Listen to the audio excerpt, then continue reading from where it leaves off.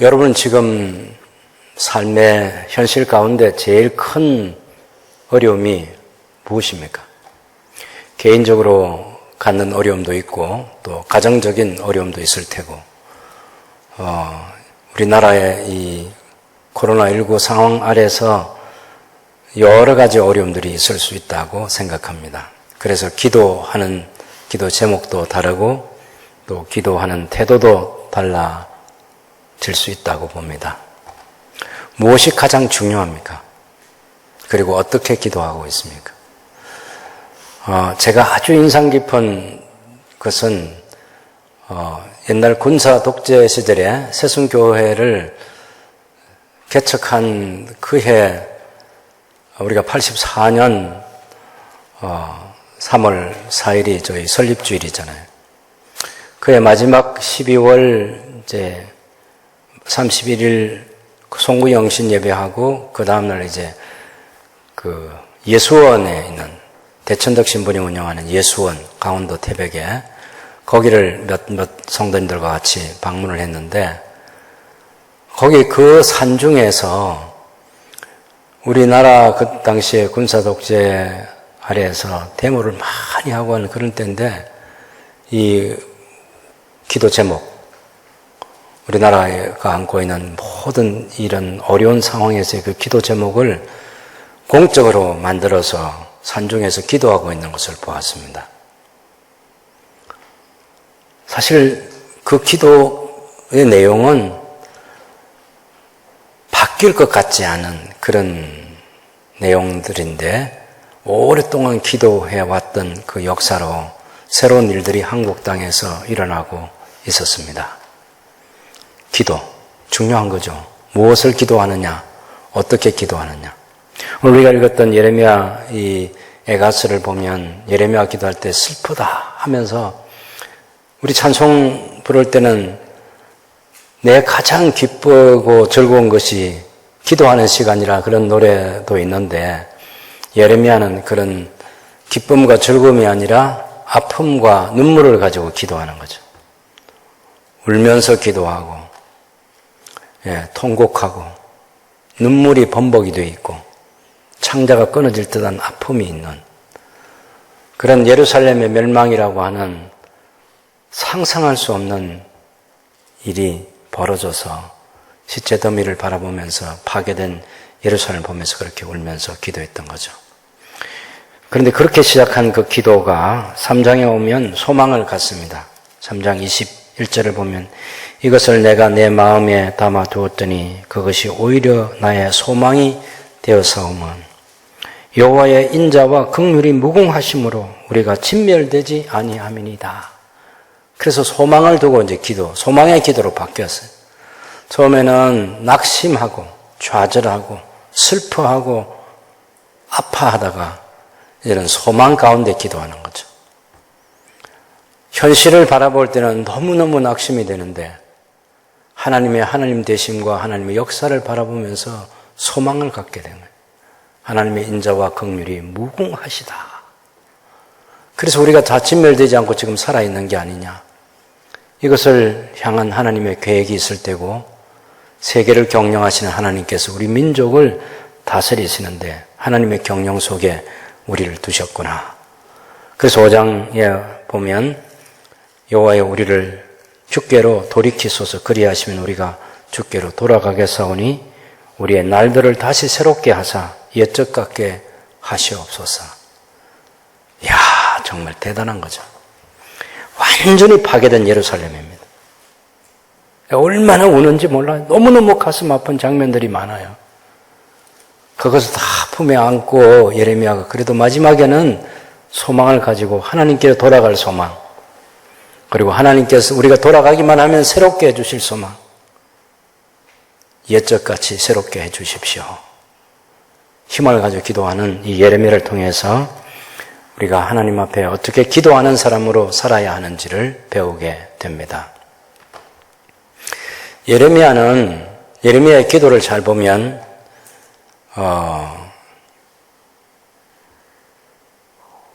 예레미야서에 나타난 예레미야의 기도는 처음에는 예레미야가 40년 동안 하나님의 선자로 활동했지 않습니까? 40년을 설교하고 40년을 기도한 사람이 예레미야다. 그렇게 알고 있습니다.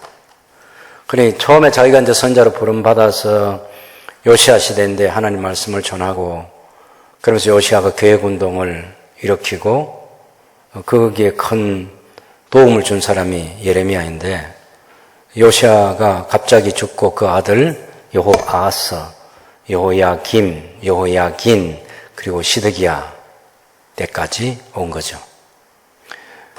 그래서 예레미야 앞부분을 보면 20장까지는 여호야김 시대를 얘기하고 있습니다. 여호야김 시대. 그러다가 이제 21장, 22장 이렇게 쭉 와서 마지막 38장에 가보면 연대기가 좀 섞여 있기는 했지만 그런 여호야김 왕의 시대가 있고 시드기야의 시대가 있는데 시드기야가 갑자기 여러분 21장 한번 보실까요? 예레미야 21장에 보면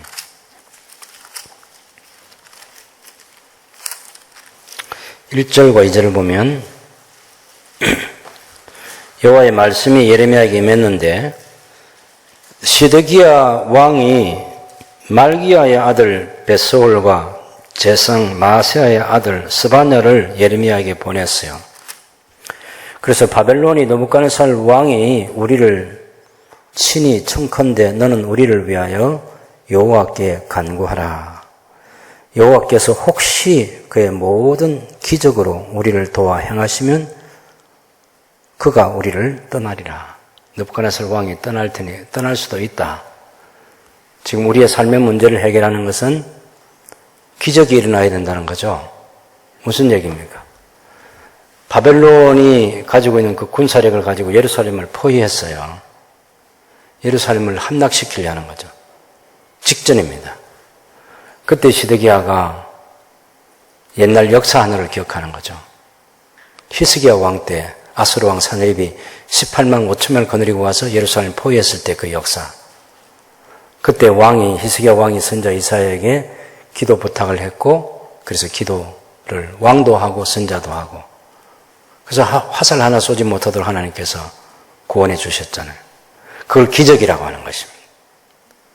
시드기야가 그 단어를 써요. 하나님께서 기적을 당신의 모든 기적으로 우리를 도와 행하시면 바벨론의 군대가 우리를 떠나게 될 거다. 그런데 그 기도 부탁을 받고 예레미야가 제가 기도하겠습니다. 그러고선 기도를 하지 않고 기도를 안 해줍니다.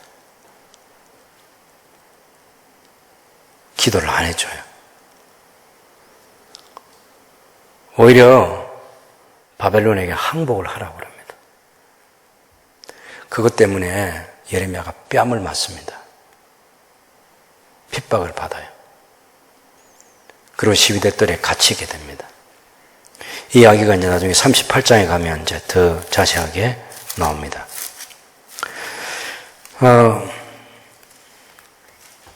38장 2절에 보면 여호와께서 이와 같이 말씀하시되 이 성에 머무는 자는 칼과 기근과 전염병에 죽으리라. 그러나 갈대아인에게 항복하는 자는 살리니 그는 노량물을 어둠같이 자기의 목숨을 건지리라. 여호와께서 이와 같이 말씀하시니라. 이 성이 반드시 바벨론의 왕의 군대의 손에 넘어가리니 그가 차지하리라 하셨다 하는지라. 이에 그 고관들이 왕께 아뢰되 이 사람이 백성의 평안을 구하지 아니하고 재난을 구하오니 청하건대 이 사람을 죽이소서.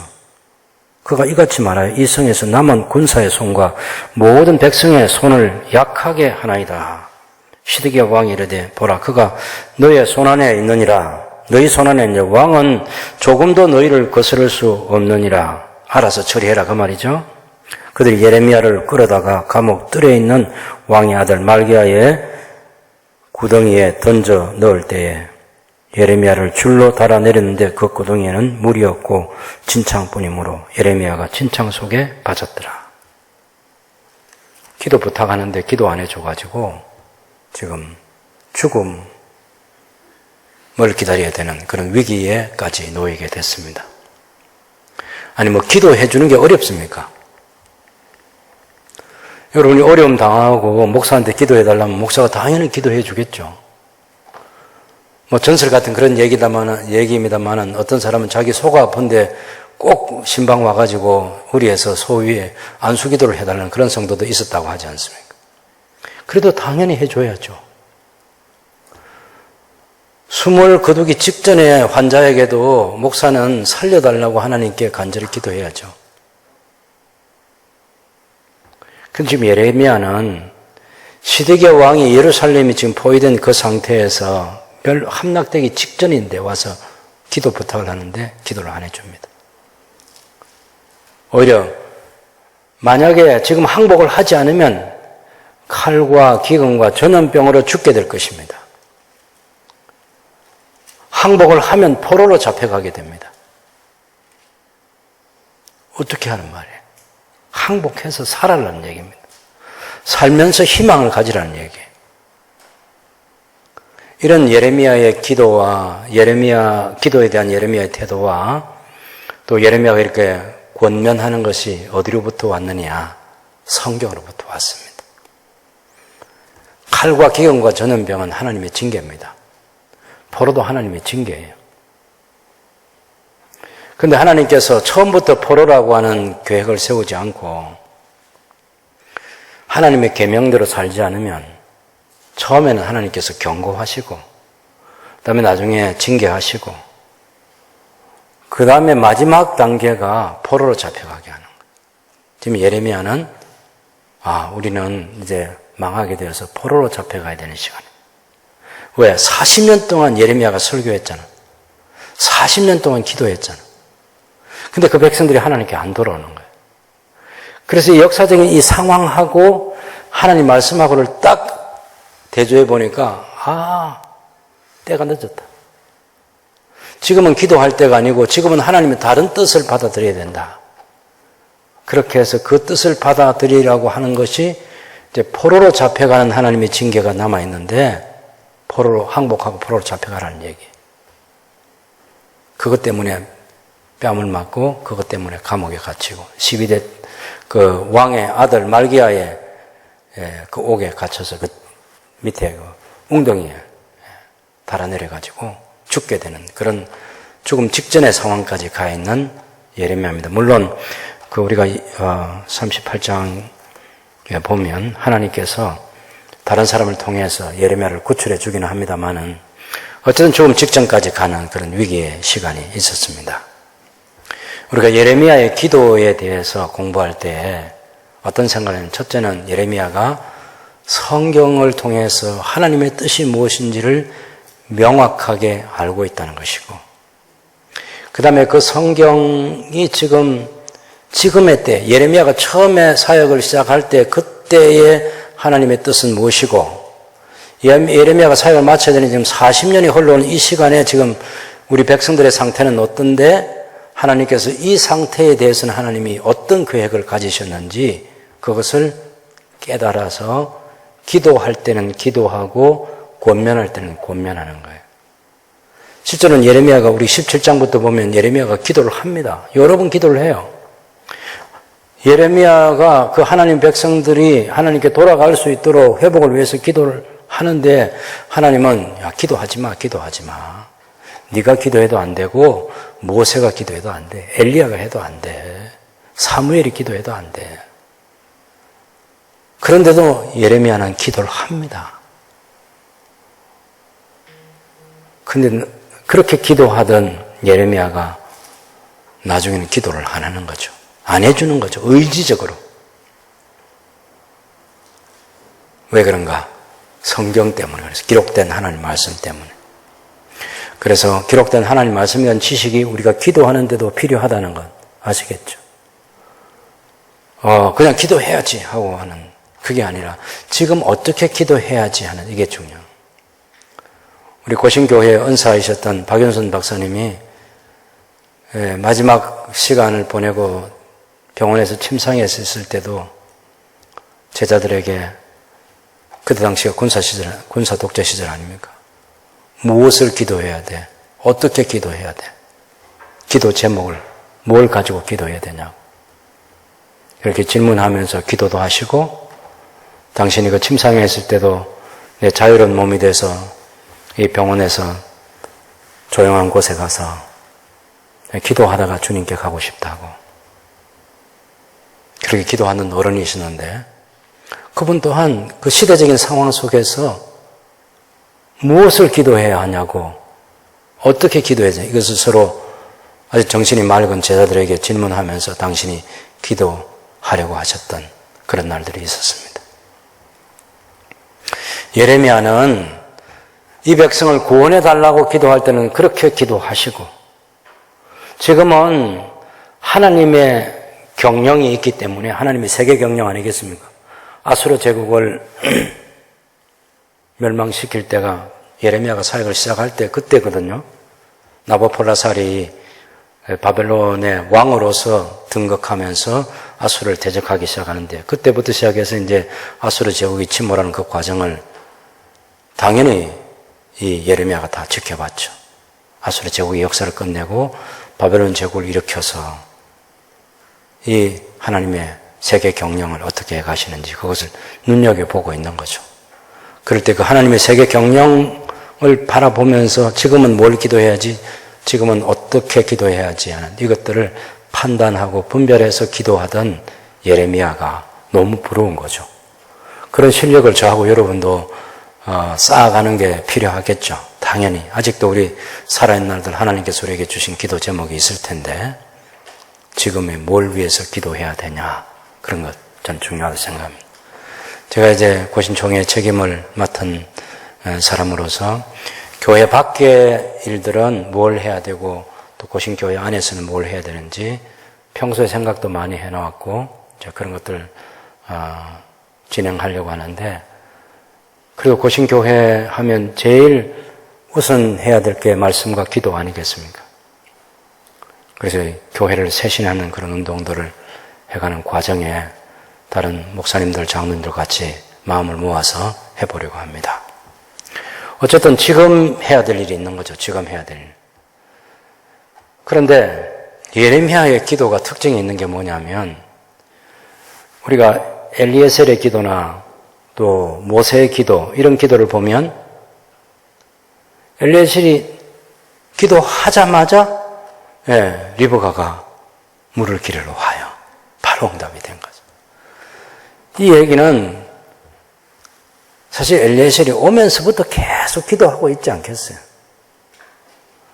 근데 엘리에셀이 올라오고 있는 그 시간에 하나님께서는 이 리브가를 집에서 그 출발시키는 그런 시간하고도 다 맞추셨겠죠. 그게 하나님의 경영인 거죠. 즉시 응답해 주셨어요.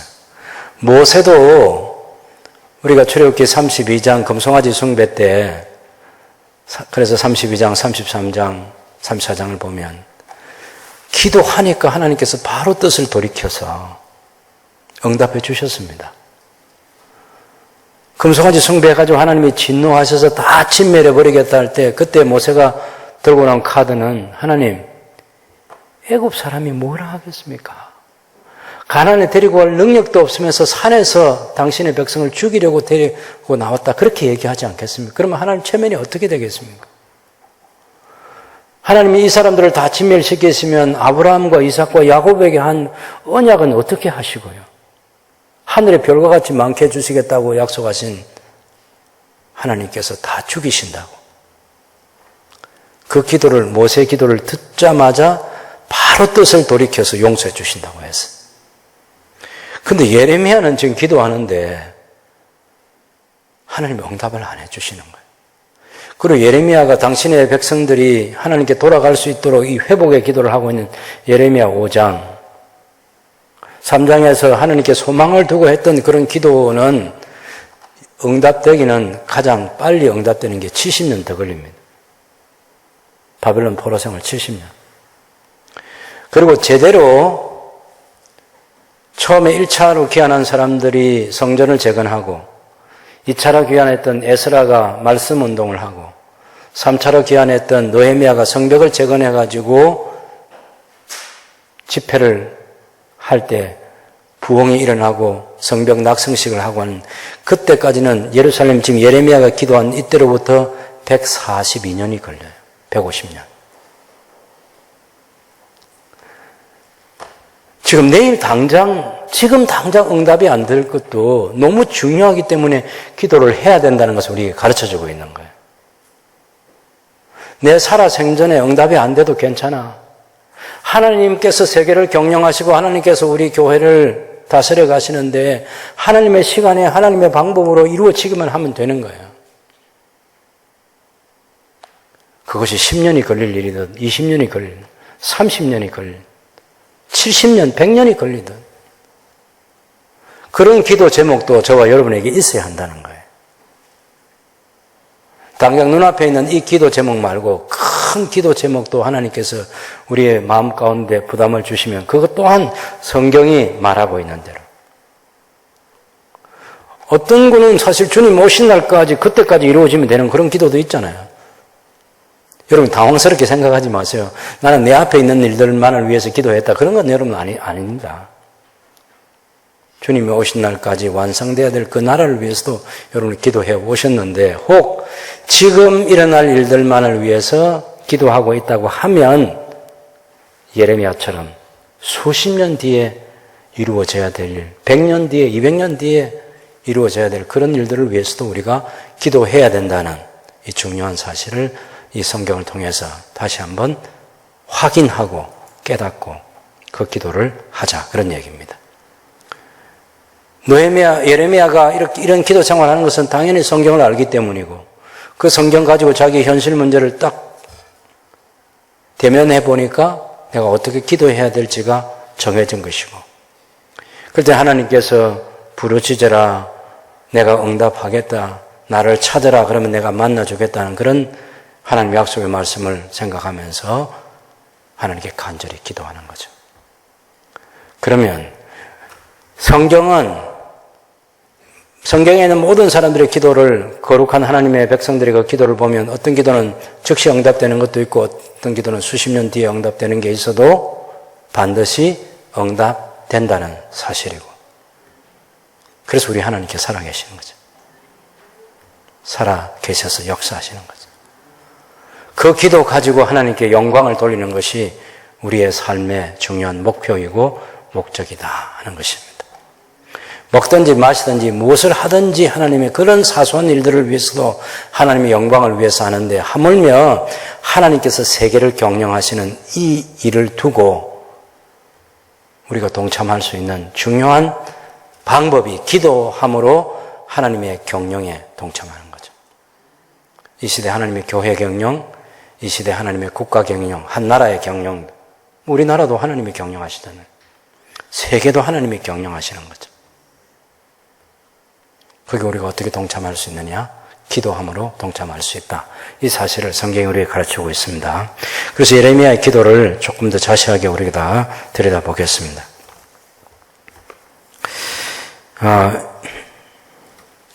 사실 예레미야가 아까 말씀드린 것처럼 시드기야 왕이 대제사장과 왕자를 보내가지고 기도해 달라고 할 때 기도를 거절하는 데는 거만한 이유가 있는 거죠. 자기가 알고 있는 모세오경이 있어요. 가운데 특별히 우리나라가 처해 있는 이 현실 문제, 자기가 40년 동안 좀 지켜봤잖아요. 지켜보면서 이 시대는 하나님의 어떤 말씀이 성취되고 있고 지금의 때는 하나님의 어떤 말씀이 성취되고 있는지 성취되어야 되는지 그런 것들을 생각하면서 기도하는 거죠. 특별히 레위기 26장 하나님의 계명과 규례를 준행하면 신명기 28장도 마찬가지인데 하나님의 계명과 규례를 준행하면 어떻게 해주시죠. 당연히 평화도 이루게 해주시고 또 양식도 풍족하게 해주시고 그런 것도 있지만 하나님의 계명을 순종하지 아니하면 하나님께서 이런 징벌 저런 징벌도 내리겠다 그렇게 말씀하시죠.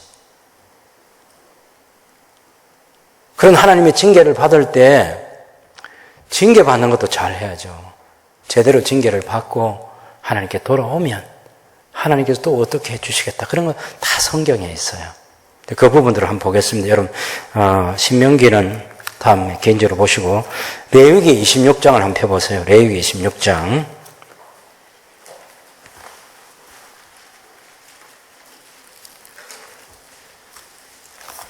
레위기 26장입니다.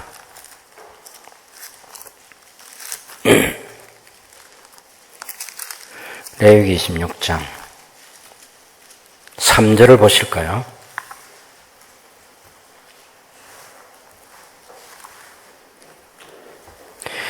너희가 내 규례와 계명을 준행하면, 예? 내 규례와 계명을 준행하면 내가 너희에게 철따라 비를 주리니 땅은 그 산물을 내고 밭의 나무는 열매를 맺으리라. 6절에 보면 내가 그 땅에 평화를 줄 것인즉 너희가 누울 때에 너희를 두렵게 할 자가 없을 것이며 평화를 준다. 9절에 보면 내가 너희를 돌보아 너희를 번성하게 하고 너희를 장대하게 할 것이며 내가 너희와 함께 한 내 언약을 이행하리라. 너희는 오래 두었던 묵은 곡식을 먹다가 새 곡식으로 말미암아 묵은 곡식을 치우게 될 것이며 내가 내 성막을 너희 중에 세우리니 내 마음이 너희를 싫어하지 아니할 것이며 나는 너희 중에 행하여 너희의 하나님이 되고 너희는 내 백성이 될 것이라. 너희가 내 규례와 계명을 준행하면 비를 내려줘서 곡식의 열매를 거둘 수 있게 하겠다는 거죠. 배부르게 해준다는 겁니다. 그게 10절에 있는 대로 너희는 오래 두었던 묵은 곡식을 먹다가 새 곡식으로 말미암아 묵은 곡식을 치우게 될 것이고 새 곡식이 들어오니까 묵은 곡식인데 더 이상 가지고 있을 필요가 없죠. 우리 한국 사람들은 잘 알고 있어요. 보릿고개라는 거, 그죠? 보릿고개. 최근에 그 트로트 가수, 그분 이름이 진성인가 하는 사람 있죠, 진성이. 그 사람이 보릿고개 노래 부를 때 보면 물 한 바가지 마시고 그 애 배 꺼진다고 그거 뛰지 말라고. 보릿고개 때는 먹을 게 없으니까. 저도 제 선배 목사님들이 자기들이 신학교 다닐 때 고생한 얘기하면 이렇게 밥이 없으니까 그 호박잎 쪄서 그 쌈이라도 한 입 가득히 먹던 그런 시절 얘기해 준다고. 요즘 애들은 왜 굶어요? 라면이라도 끓여 먹직하고 이래 한다. 모르는 거지, 걔들은 보릿고개를.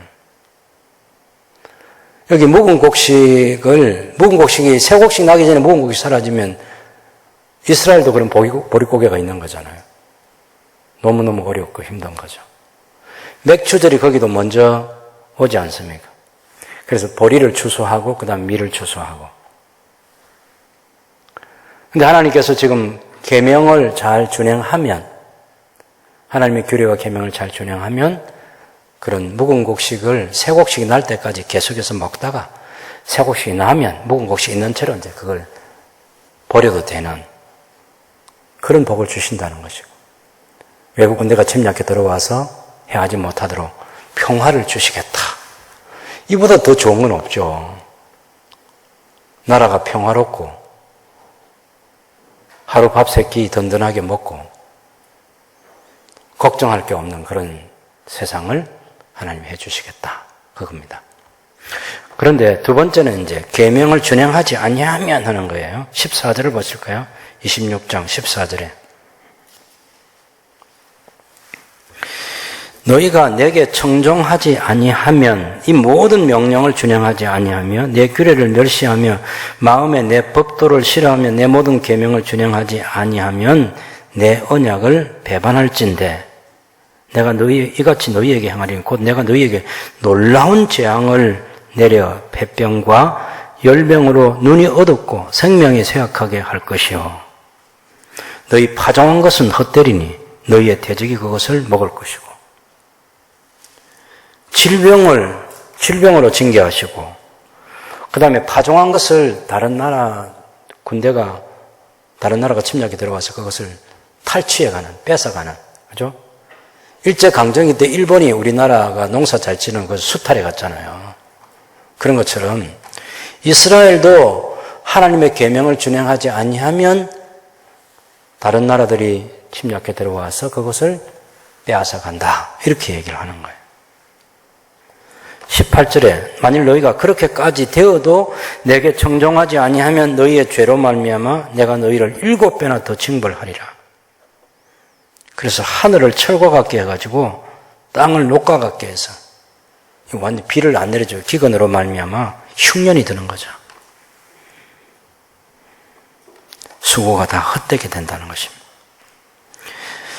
그 다음에 23절을 보시면 이런 일을 당하여도 너희가 내게로 돌아오지 아니하고 내게 대항할진대 나도 너희에게 대항하여 너희 죄로 말미암아 너희를 7배나 더 치리라. 내가 칼을 너희에게로 가져다가 언약을 어긴 원수를 갚을 것이며 너희가 성읍에 모일지라도 너희 중에 연병을 보내고 너희 대적의 손에 넘길 것이고 27절에 너희가 이같이 될지라도 내게 청종하지 아니하고 내게 대항할진대 내가 진노로 너희에게 대항하되 너희의 죄로 말미암아 7배나 더 징벌할지니 너희가 아들의 살을 먹을 것이요 딸의 살을 먹을 것이며 이게 바벨론 포로 때에 바벨론이 예루살렘 포위했을 때 자기 자식을 삶아 먹는 그런 일입니다. 그 다음에 더 무서운 게 뭐냐면 34절입니다. 보실까요? 너희가 원수의 땅에 살 동안에 너희의 본토가 황무할 것이므로 땅의 안식을 누릴 것이야. 그때 땅의 안식을 누리니 너희가 그 땅에 거주하는 동안 너희가 안식할 때에 땅은 쉬지 못하였으나 그 땅이 황무할 동안에는 쉬게 되리라. 여러분 33절에 보면 내가 너희를 여러 민족 중에 흩을 것이고 이건 포로로 잡혀가게 된다는 겁니다. 그러면 이 땅이 이제 비어서 여기는 황무하게 되고 그것을 다르게는 표현하면 이 땅이 안식년을 강제 안식년이 되는 거죠. 우리가 어떤 그 국립공원 같은데 그걸 보호하기 위해서 출입을 금지하는 그래서 안식년을 가지게 해서 생태계를 다시 복원한 그런 일이 있잖아요. 지금 이스라엘 땅에 지금 상황이 지금 예레미야가 파악한 게 뭐냐면 40년 동안 사역하면서 아직은 하나님께서 우리에게 추수할 수 있게 해주셨다는 그런 때도 있고 나중에는 질병이 있고 기근이 있고 근데 마지막 3차에는 포로로 잡혀가는 거예요. 지금 바벨론에 포위했다는 것은 이제 기도하면 안 되는 거예요. 이제 포로로 잡아가는 것이 하나님의 뜻이야. 그것을 받아들여야 돼, 시드기야는. 항복을 해야 돼. 근데 시드기야가 항복을 하지 않았기 때문에 자기 두 아들이 시드기야 보는 앞에서 죽임을 당하고 시드기야가 두 눈이 뽑혀서 포로로 잡혀가게 돼요. 예레미야가 지금 이 레위기 26장을 가지고 준행하면 어떤 일이 있었냐. 준행하지 않을 때 이런 일이 있고 준행하지 않을 때 이런 일이 있었다는 것을 다 기억하고 지금은 마지막 시간이라고 생각하는 거죠. 여러분 이 레위기가 예레미야 시대로부터 거슬러 올라가면 900년 전의 이야기예요. 900년 전에 하나님께서 말씀하신 것이 지금 이 시대에 성취되고 있다. 하나님께서는 900년 전에 주신 그 말씀을 가지고 지금 이스라엘을 다루시고 세계를 경영하시는 하나님이시다. 이것을 예레미야가 하는 거죠. 진짜 말씀대로 말씀을 가지고 계속해서 이 레위기를 가지고 공부하고 신명기 가지고 공부해보면 들어가도 복을 받고 나와도 복을 받고 잘 됐던 그런 시간들도 있잖아요. 이스라엘 역사 가운데. 예레미야로부터 350년 전에 있었던 그 솔로몬 왕 때는 정말 대단했거든요. 그때는 뭐 금이 너무 많아가지고 은을 돌같이 여겼어요. 은을. 두로의 히람 왕이 예레미야에게 어마어마한 선물을 보냅니다. 스바 여왕이 보냅니다. 열왕들이 솔로몬에게 잘 보이기 위해서 솔로몬과 거래를 하기 위해서 그런 선물을 들고 오고 조공을 바치고 그랬어요. 성경 여러분 보면 열왕기상 9장 11절에 보면 갈릴리 땅의 성읍 20곳을 히람에게 주었으니 이는 두로 왕 히람이 솔로몬에게 그 온갖 소원대로 백향목과 잣나무와 금을 제공하였습니다. 9장 14절에 히람이 금 120달란트를 왕에게 보내었더라. 그 다음에 서바 여왕은 역대하 9장 9절에 보면 이에 그가 서바 여왕이 금 120달란트와 매우 많은 향품과 보석을 왕께 드렸으니 여러 왕들이 선물을 가지고 솔로몬에 관한데 역대하 9장 23절에 보면 천하의 열왕이 하나님께서 솔로몬의 마음에 주신 지혜를 들으며 그 얼굴을 보기 원하여 각기 예물을 가지고 왔으니 곧 은그릇과 금그릇과 의복과 갑옷과 향품과 말과 노새와 해마다 정한 수가 있었더라 그랬어요. 솔로몬의 부가 얼마나 넘쳐났던지 열왕기상 10장 27절에 왕이 예루살렘에서 은을 돌같이 흔하게 하고 백향목을 평지에 뽕나무같이 많게 하였더라. 솔로몬이 그 강에서부터 블레셋 사람의 땅에 이르기까지 애굽 지경에 미치기까지 모든 나라를 다스림으로 솔로몬이 사는 동안에 그 나라들이 도공을 바쳐 섬겼더라. 그때는 무화과 나무 아래에서 포도나무를 사서 아주 평화롭게 살았습니다.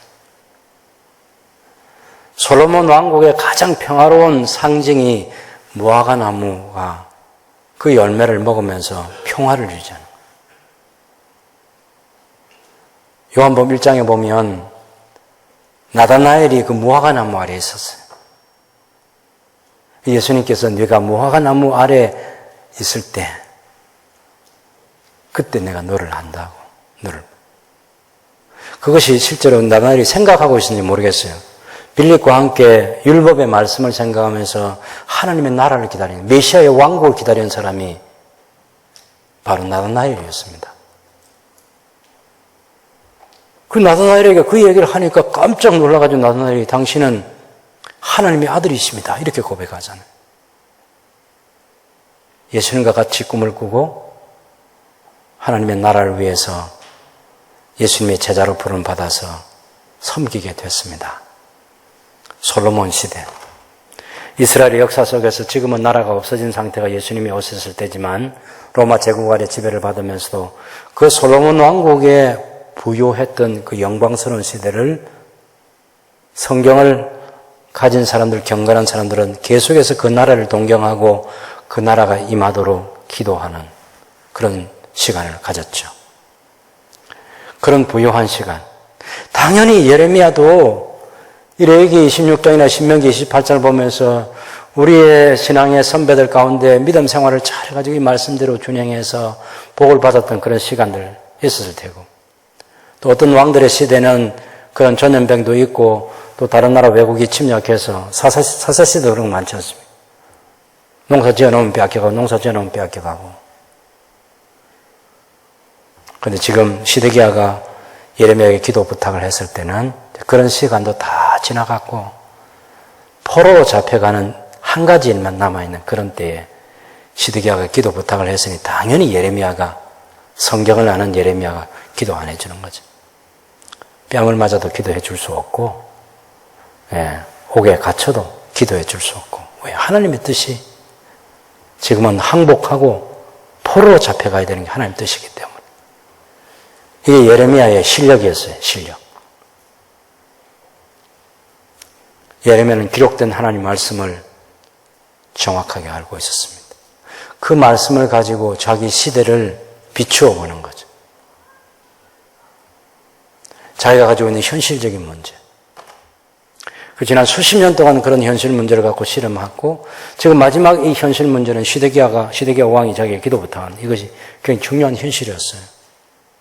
뺨때로 그럴 때 그냥 내가 잘못 생각했다고 내가 기도해 드리겠습니다 하고 기도하면 될 거 아니야.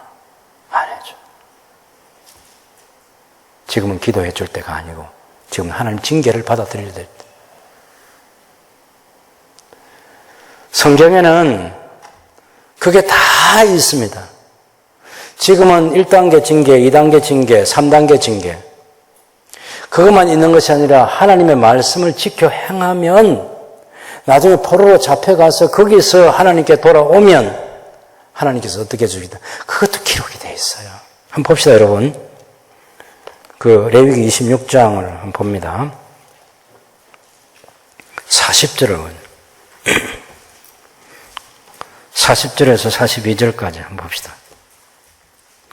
그들이 나를 거스른 잘못으로 자기의 죄악과 그들의 조상의 죄악을 자복하고 또 그들이 내게 대항함으로 나도 그들에게 대항하여 내가 그들을 그들의 원수들의 땅으로 끌어갔음을 깨닫고 그 할례받지 아니한 그들의 마음이 낮아져서 그들의 죄악의 형벌을 기쁘게 받으면 내가 야곱과 맺은 내 언약과 이삭과 맺은 내 언약을 기억하며 아브라함과 맺은 내 언약을 기억하고 그 땅을 기억하리라.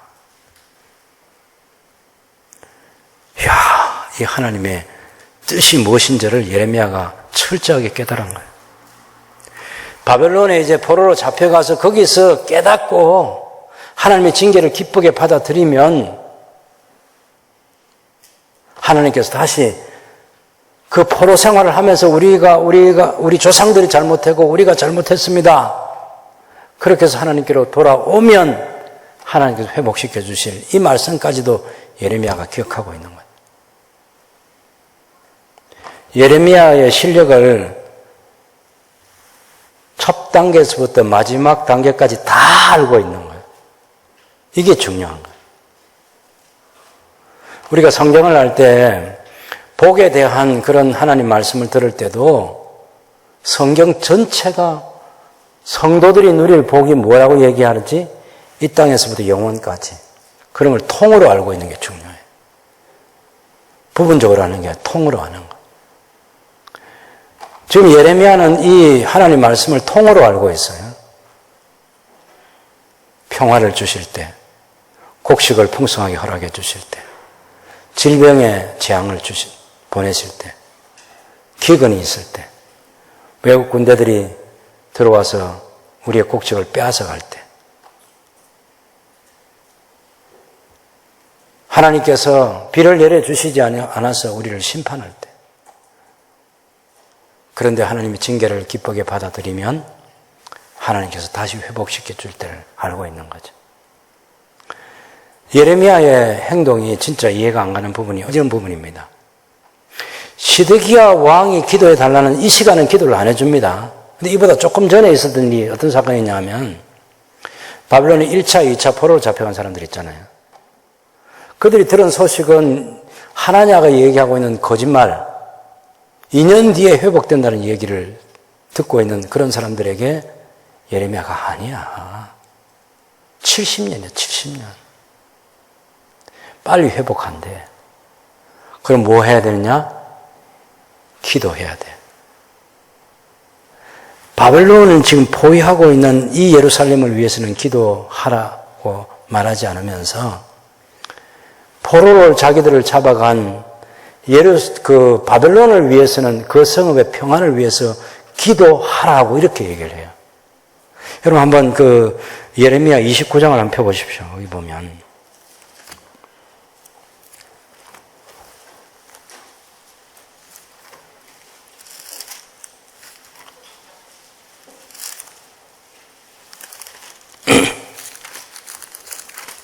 예레미야 29장.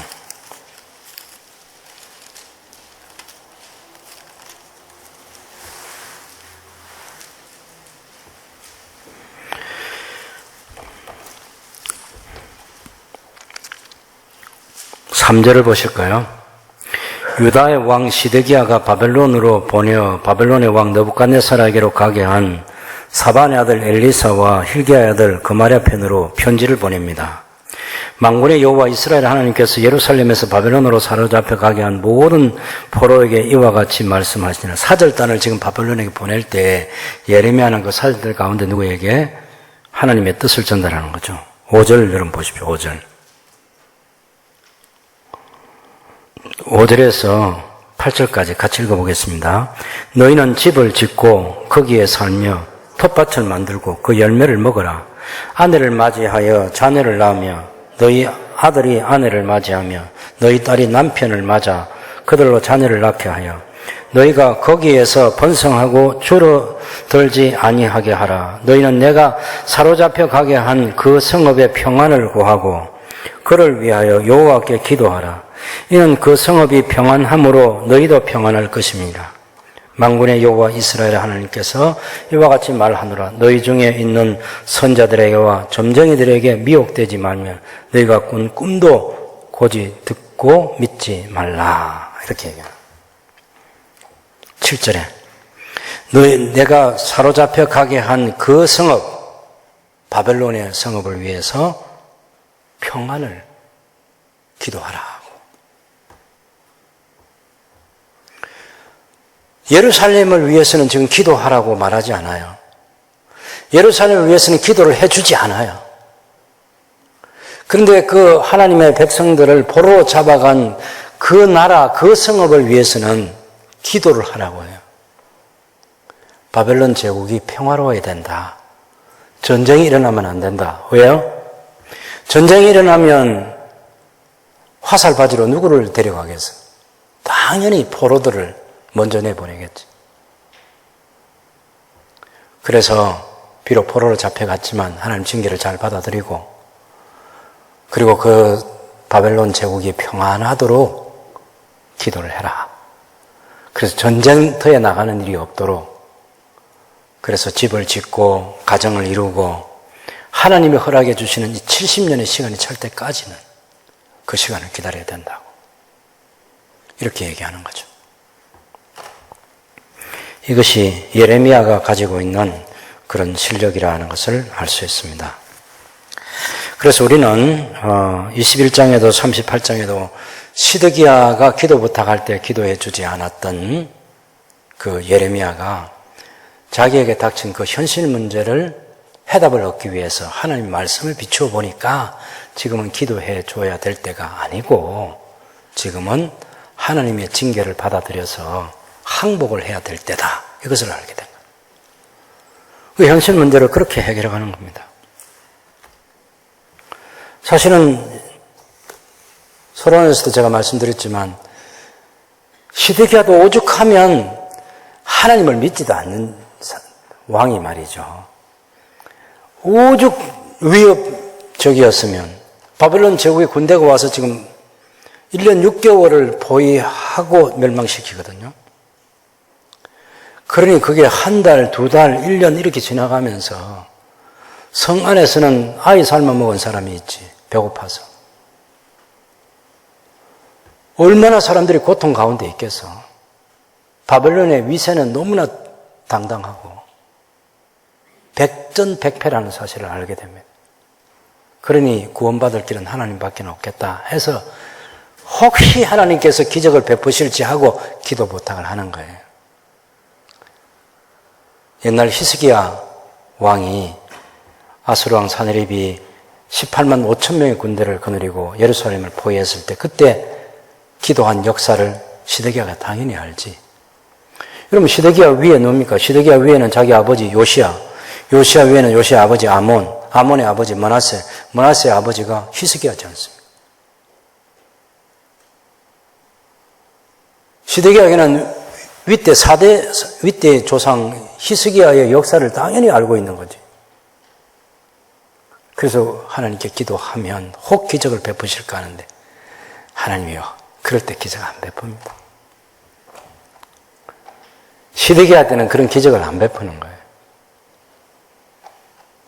그래서 시드기야가 혹시 해봤자 그건 다 소용없는 거예요. 왜요? 예레미야가 정확하게 신명기 28장의 말씀이나 레위기 26장의 말씀을 가지고 딱 자기가 살겠던 40년을 이렇게 진단해 보면 이때는 뭐 해야 될 때, 이때는 뭘 하면 희망이 있고, 이때는 뭘 하면 희망이 있고, 이때는 기도해도 소용이 없고, 지금은 하나님의 징계를 받아들이고 항복해서 포로로 잡혀가고 뒷날을 기다려야 된다. 그것이 예레미야가 왕에게 일러준 얘기입니다. 사실은 하나님께서 다 예레미야에게 주신 말씀이죠.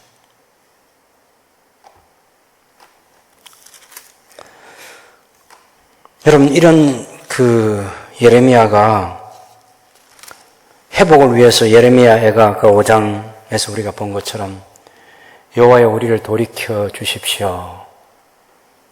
그리하시면 우리가 여호와께로 돌아갈 수 있습니다.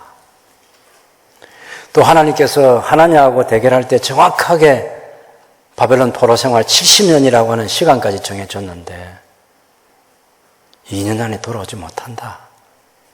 그럴 때 예레미야의 기도는 먼 훗날을 바라보고 기도하는 거예요. 훗날에 수십 년 뒤에 이루어질 그 날을 하나님께서 딱 70년 정해놓으시면 그 70년 동안 하나님이 하실 거다. 뭐 합니까? 이 예레미야의 기도한 대로 하나님이 응답을 주시잖아요. 그래서 빨리 응답된 것은 70년 만에 응답되고 나중에 응답된 것은 142년, 약 150년 만에 기도 응답이 되는 거죠. 정말 이 예레미야의 기도 가운데 우리가 눈여겨봐야 될 부분이, 예레미야가 이렇게 그때 당시는 사실 예루살렘이 완전히 파괴됐고 포로로 잡혀갔고, 소위 그 사람 같은 사람은 다 포로로 잡혀갔거든요. 힘없는 사람들만 예루살렘에 남아있고, 저항하던 마지막 그 힘 있는 자들 다 죽었고요. 하나님께서 예레미야에게 예언을 보여줍니다. 이 무화과 강주리, 한 강주리는 썩어서 먹을 수 없는 무화과, 한 강주리는 아주 잘 익은 무화과 열매, 극상품이라고 할 수 있겠죠.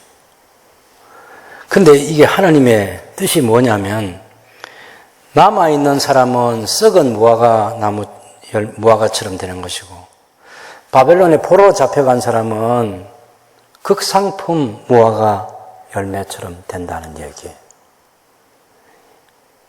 이성적으로 받아들일 수 없어요. 아니, 예루살렘에 남아있는 사람들이 어떻게 그렇게 썩은 무화과처럼 되냐고. 거기서 다 죽습니다. 예루살렘에 남아있는 사람들은. 그러나 바벨론에 포로로 잡혀간 사람들은 극상품 무화과 나무가 되는데, 거기 가서 뭘 깨닫습니까? 하나님만이 참 신이라는 것을 깨달아요. 바벨론 제국의 사람들이 그렇게 받들어 섬기던 마르독이라는 신, 그 이스타르 신전에 그 신을 섬겨봤자 그거 다 소용없고요. 살아있는 왕을 금신상으로 만들어가지고 그거 다 숭배해봤자 그거 다 소용없어. 다 우상은 아무것도 아니라는 것을 압니다. 신약에는 다니엘과 그의 세 친구들 가지고도 충분히 하나님만이 참된 하나님이시다, 유일한 하나님이시다, 그것을 알게 해줍니다. 그래서 이스라엘이 나중에 포로에서 돌아와 가지고는 우상 숭배 안 합니다. 지금까지도 안 합니다. 우상은. 그래서 역사에 이제 우상은 없습니다. 그때 바벨론에서 배운 거예요. 바벨론에서. 그 바벨론 포로 생활을 마치고 하나님께서 70년이 찰 때 딱 시간 정해놨잖아요. 포로 잡혀간 사람도 남아있는 사람도 받아들이기 어려운 70년인데 하나님 딱 시간을 정했어요. 땅이 황무하게 되고 땅이 안식년을 갖게 되고, 그래서 이 70년 동안 하나님께서 내리시는 죄에 대한 징계도 받아야 되고, 그리고 포로된 땅에서 하나님 교육도 잘 시켜가지고 신앙 좋은 사람, 적은 공동체를 이끌 만한 그런 사람들로 준비시키지 않습니까? 여러분, 스룹바벨이라든지 대제사장 여호수라든지 수많은 제사장들이라든지 레위인들이라든지 돌아와서 성전을 재건하고 그 공동체를 세우려고 했던 다 실력 있는 사람들입니다. 나중에 했던 에스라라든지 그 느헤미야라든지 이런 사람들도 대단히 실력 있는 사람 아닙니까? 하나님을 잘 경외하는 신앙교육 잘 시켜가지고 데리고 오는 거예요.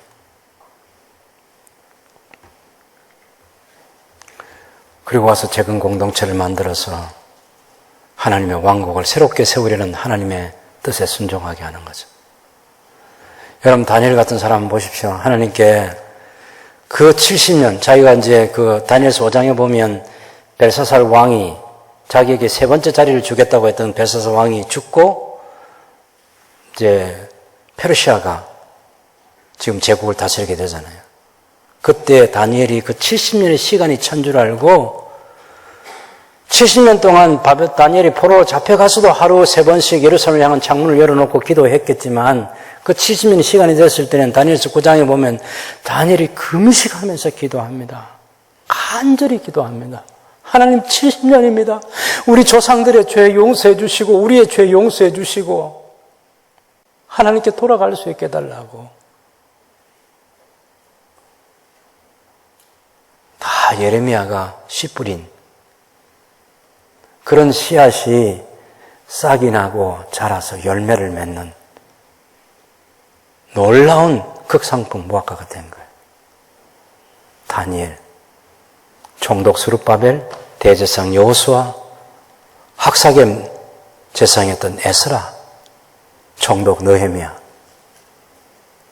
와서 재건 공동체를 이루었던 수많은 하나님의 사람들, 하나님께서 수십 년 동안 하나님의 징계를 받아들인 사람들에게 소망스러운 일을 진행시킨 아름다운 역사인 거죠. 여러분, 성경이 우리에게 가르치는 것이 뭡니까? 성경 부지런히 읽고, 성경 부지런히 공부하고, 성경 부지런히 묵상해 두고, 말씀에 대한 실력을 갖춰둬야 한다. 그리고 현실적인 어려운 문제들이 개인적으로도, 가족적으로도, 교회적으로도, 국가적으로도, 세계적으로도 어려운 일이 생길 수 있는 그 현실을 만날 때 성경 가지고 성경의 빛으로 그 현실을 비춰보면서 하나님 뜻이 무엇인지를 깨닫고 어떻게 기도해야 될지를 결정하는 거죠. 그리고 기도하면 반드시 응답받는다. 그래서 하나님께 영광을 돌려드리는 거죠. 예레미야가 죽기 전에는 기도의 열매를 못 봤어요. 예레미야는 참 마지막은 정말 불행하게 자기 생을 마칩니다. 그런데 수십 년 뒤에 그 기도가 열매를 맺어서 하나님께 영광을 돌리게 되는 거죠. 다니엘이 하나님께 영광을 돌리고 스룹바벨이 하나님께 영광을 돌리고 에스라 때문에 느헤미야 때문에 하나님께 영광이 돌아가는 역사가 이루어지는 거죠. 그래서 우리가 말씀을 하는 것, 현실 문제 가지고 기도하는 것, 기도하면 응답해 주시는 것, 그 결과는 반드시 하나님께 영광이 돌아간다 하는 이 사실을 확신하면서 우리 기도해야 되겠습니다. 코로나19 사태도 왜 하나님께서 우리에게 이것을 허락해 주시는지, 성경이 말하고 있는 그 예배에 대해서 하나님이 얼마나 예배다운 예배를 받기를 원하시는데 우리가 그런 예배자로 하나님을 섬겼는지, 혹 예배를 소홀히 한 목사이고 예배를 소홀히 한 성도이라면 지금부터 그 예배의 소중함을 간절히 깨닫고 하나님께 나아가는 예배자로 살겠다는 그런 거룩한 결단이 우리에게 필요할 것이고, 여러분, 우리만 이런 시대를 만나는 것이 아니라 우리의 자녀들이 앞으로 예배와 관련해서 어떤 시대를 만나게 될지 몰라요. 제가 미국의 그 장로교 가운데 PCUS라는 미국의 장로 제일 큰 교단이 있는데 그 교단이요 350만 명의 신자수를 가지고 있는데 130만 명으로 줄어들었습니다. 어떻게 그 교단이 무너졌느냐? 처음에는 교회 밖에 있는 세상 사람들이 동성애하는 거 그냥 인정해 줬어요. 그 다음 단계는 교회 안에 동성애하는 사람을 목사로 안수해 줬습니다.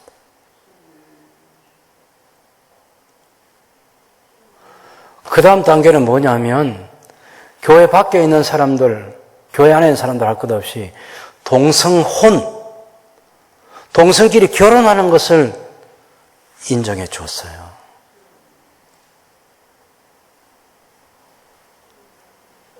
여러분, 그 교단에는요, 성경을 안 믿는 목사가 많아요.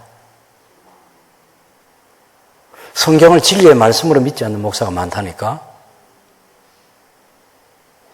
저 여러분에게 굉장히 중요한 교훈을 이 시대에 우리에게 주고 있습니다. 하나님께서 주신 소중한 생명, 태아를 죽이는 법을 만들려고 하잖아요. 하나님이 허락하신 창조 질서를 파괴하는 것. 아니, 우리 교인들이 안 하면, 동성애 안 하면 되지. 교회 바깥에 있는 사람 하든지 말든지 내버려 두자. 안 됩니다, 여러분. 이게 미국이 망한 중요한 첫 번째 단초가 그거였어요. 교회 안에 있는 우리는 안 하면 되지. 세상 사람들 하는 거 그냥 인정해 주자. 아니, 그것이 교회로 나중에 들어온다니까.